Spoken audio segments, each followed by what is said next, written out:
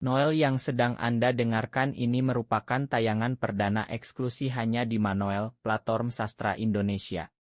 Bab Salapan. Guru, musim dingin hampir tiba, apakah masih sempat menemukan akar teratai putih?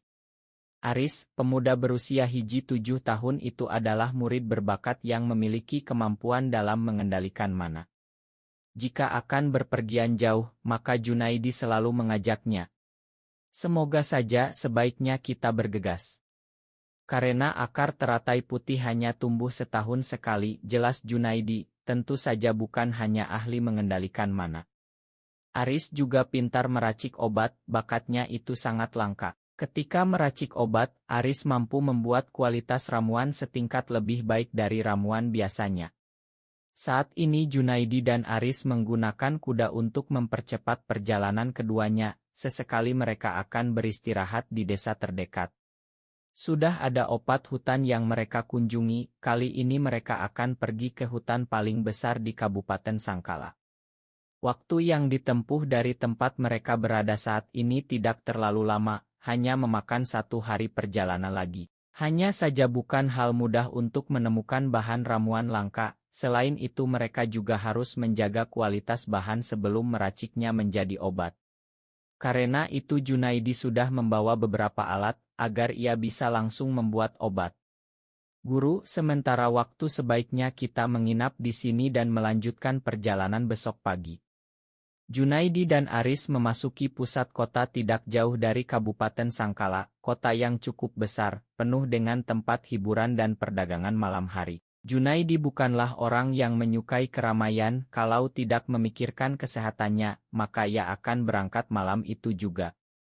Lagi pula melakukan perjalanan malam hari akan sangat berbahaya, meski Aris mampu melakukan bela diri. Ada banyak bandit di dalam perjalanan yang bisa mengintai mereka kapan saja, belum lagi dengan keberadaan hewan buas. Cari tempat yang lebih baik, jangan terlalu ramai, pinta Junaidi. Aris mengangguk dan mulai mencari sementara Junaidi ia tinggalkan sementara di sebuah rumah makan. Bocah kurang ajar, sudah diberi tempat, kamu malah bermalas-malasan, seorang laki melempar keluar seorang anak laki-laki dengan begitu kasar. Anak itu jelas merasakan sakit yang teramat sangat begitu ia menggapai tanah. Ampun tuan, aku belum makan sedari pagi, bocah itu memusut tangannya memohon pengampunan majikan barunya. Semua orang merasa simpati, tapi tidak ada yang mau ikut campur dengan urusan orang lain. Namun Junaidi terlahir dari kemiskinan, mau bagaimanapun ia selalu berempati kepada sesuatu yang menyedihkan. Seperti keadaan bocah yang kini nampak di depannya. Buk! Majikan itu kembali menendang bocah kecil itu hingga kembali membentur tanah, terlihat lebam di sekitar area wajah. Sepertinya bocah itu dipukul setiap kali berbuat salah. Ak, jeritanya begitu menyayat hati membuat Junaidi terpaksa ikut campur. Tuan, apa yang kamu lakukan? Berbuat kasar kepada anakmu. Junaidi jelas salah paham. Dia bukan anakku, melainkan budak yang baru saja kubeli dengan harga yang mahal, tapi lihatlah. Bahkan ia terlalu malas untuk bekerja. Junaidi menatap bocah kecil itu, bahkan sebelah matanya terlihat bengkak dan sulit untuk dibuka. Bagaimana mau bekerja kalau tubuh kecil itu dibuat babak belur? Berapa harganya? Tanya Junaidi kemudian. Jono, majikan baru bocah itu jelas tidak terima ketika Junaidi menanyakan harga budaknya. Apa maksudmu? Kamu mau menyelamatkannya? Kamu pikir kamu mampu? Kata Jono mengejek. Tuan, kalau aku nggak mampu, aku nggak akan bertanya, sahut Junaidi dengan dingin. Kurang ajar. Pak tua ini sepertinya harus diberi pelajaran agar nggak meremehkanku lagi. Tangan Jono siap melayangkan tinjunya. Namun dengan cepat Aris datang dan menangkap tinju tersebut. Hei, jangan coba-coba melayangkan tinjumu kepada guruku. Guruku adalah pawang obat khusus kerajaan, kata Aris kemudian menghempaskan tangan Jono ke samping. Mendengar kata-kata Aris, Jono menatap dengan seksama. Junaidi terlihat dengan penampilan sederhana, ia dan Aris bahkan hanya menggunakan kuda. Apa mungkin seorang pawang obat khusus kerajaan melakukan perjalanan tanpa pengawalan?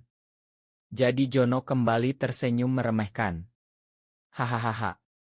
Gak ada yang akan percaya kata-katamu itu, kalian bahkan hanya menggunakan kuda tanpa pengawalan, kemudian kalian mengatakan pawang obat khusus kerajaan. Sungguh kebohongan yang nyata, ejek Jono. Terserahmu mau percaya atau enggak. Yang pasti penyesalan selalu datang belakangan, coba saja kalau mau membuktikan guruku pawang obat kerajaan atau bukan, tantang Aris dengan berkacak pinggang. Beberapa warga mulai berbisik, sebagian membela Aris dan Junaidi, sebagian membela Jono. Melihat penampilan Junaidi dan Aris yang sederhana, siapa yang akan percaya kalau mereka ada hubungan dengan kerajaan? Begini saja. Aku hanya bertanya berapa harga budakmu itu, aku beli dia 2 kali lipat, kata Junaidi kemudian. Jono tentu terkejut bukan kepalang, ia membeli bocah budak itu seharga hiji 00 logam emas, jika digandakan maka tentunya ia akan untung besar. Ingin berbohong juga tidak bisa karena di dalam dokumen perbudakan selalu ada tanda terima harga. Kamu benar-benar akan menggandakannya, tanya Jono lagi. Aku akan menggandakannya. Tapi, Guru. Aris ingin menyela, tapi Junaidi mengangkat tangannya agar Aris berhenti mendebat keinginannya. Aris tentu memilih diam setelah gurunya mengangkat tangan. Jono kemudian masuk ke dalam rumah memperlihatkan dokumen budak dan tanda terimanya. Melihat itu Junaidi kemudian memberinya 200 logam emas tanpa pikir panjang. Heh, bocah budak beruntung sekali aku membelimu, kamu membuat aku mendapatkan keuntungan ganda. Hahaha. Jono tertawa dan langsung membawa uangnya pergi, ia takut jika Junaidi berubah pikiran. Sudah jelas ia akan menghamburkan uang itu di tempat hiburan malam. Siapa namamu nak? Tanya Junaidi kemudian. Bocah budak itu mengangkat wajahnya yang penuh lebam, Bona tuan. Aris bahkan ikut merasa nyeri melihat anak sekecil itu dengan penuh luka lebam. Baiklah, ikutlah denganku.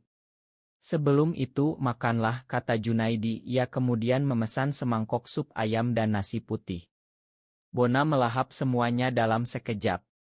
Ia belum makan selama 2 hari, majikan barunya suka memukul. Jika Bona melakukan kesalahan, maka Jono akan memukul dan tidak memberinya makan. Membuat Bona harus menahan lapar selama 2 hari dan hanya minum. Pelan-pelan saja, kata Aris, ia juga menepuk pelan bahu Bona agar anak itu tidak tersedak. Terima kasih tuan, aku akan bekerja dengan rajin, sahut Bona, kini ia adalah budak dari Junaidi. Meski begitu Bona merasa senang, setidaknya ia mendapatkan majikan baik kali ini. Meski hatinya merindukan saudara sesama budaknya di Sangkala. Bona, dari mana asalmu sebelum di sini? Tanya Aris. Kabupaten Sangkala tuan, sahut Bona. Junaidi menganggukkan kepalanya, kebetulan mereka akan pergi ke hutan di dekat sana. Biasanya budak akan mengerjakan pekerjaan kasar, siapa tahu Bona bisa membantu mereka mencari akar teratai putih di hutan dekat sana. Besok pagi kita akan berangkat ke Kabupaten Sangkala, bersiaplah. Mendengar itu Bona memperlihatkan senyumnya, ia berharap masih bisa bertemu dengan para kakak dan adik bungsu Saka. Setidaknya ia akan mengucapkan selamat tinggal.